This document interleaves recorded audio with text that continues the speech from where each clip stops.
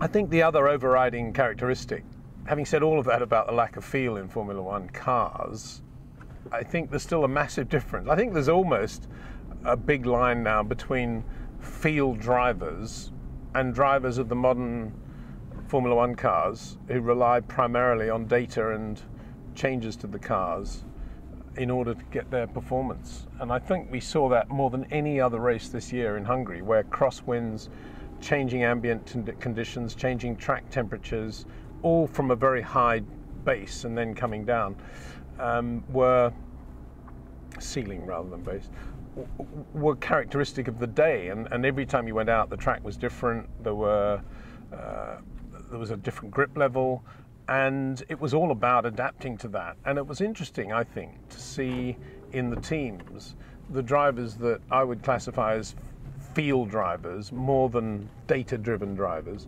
all exceeding the performance of their teammates yesterday. Lewis thought the car was fabulous, said, "I just wish I could share that lap with you," he said when we were talking afterwards. And it was his way of saying, you know, this just feels so good. And he said it was one of the best laps he's ever driven. And it looked like that. Everything was soft and curved in the way he was moving the car around, whereas Nico was, everything was a jerk, trying to get the car to do. He was trying to force the car into an action. And he, to his credit, you know, he didn't like the understeer in the car the minute qualifying began, but he tried a few things. It was mainly slow speed understeer to get the car to work. It didn't really pay off, but at least he was working at it. But that was one difference, the Lewis-Nico difference. And it was nothing, I think, nothing more than track conditions.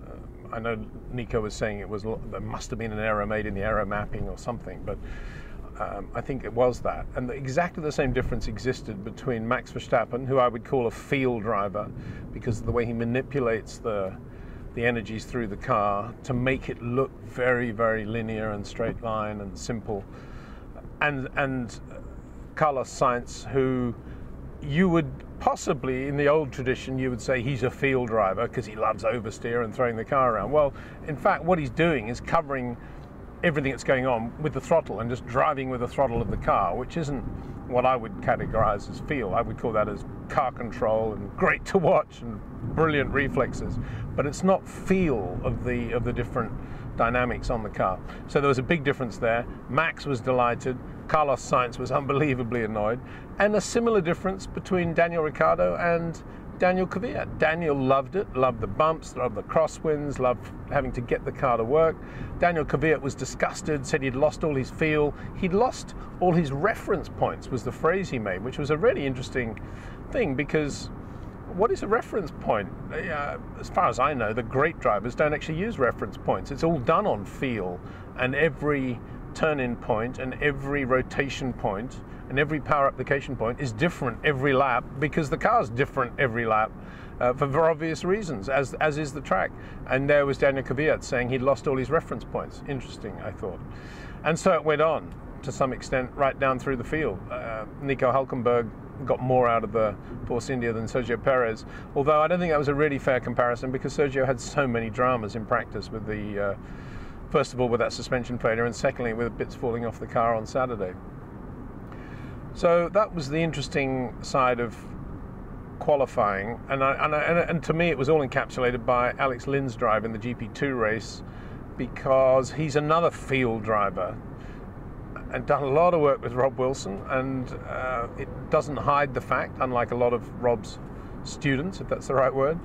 And I was chatting to him after the race, and he drove a great race, because he got the pole, B, he capitalized on the pole with a great start, C, it was dodgy as to when to come in for the mandatory pit stop and switch to the other tyre, and the medium tyre wasn't very good, and it was just a difficult race to win from the front, let alone to do anything about if you weren't at the front.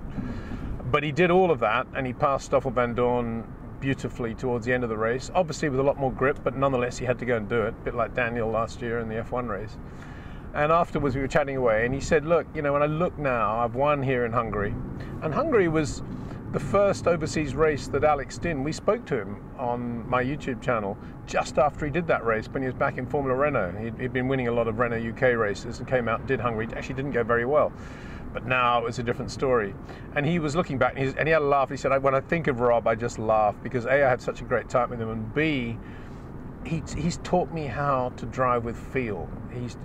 I've got all the data I need from the team and from the engineers, but Rob has taught me how important it is to feel the car, and that's what driving in Hungary was all about in that GP2 race. So I thought that was a very nice little closure from Alex Lynn, winner of the GP2 race.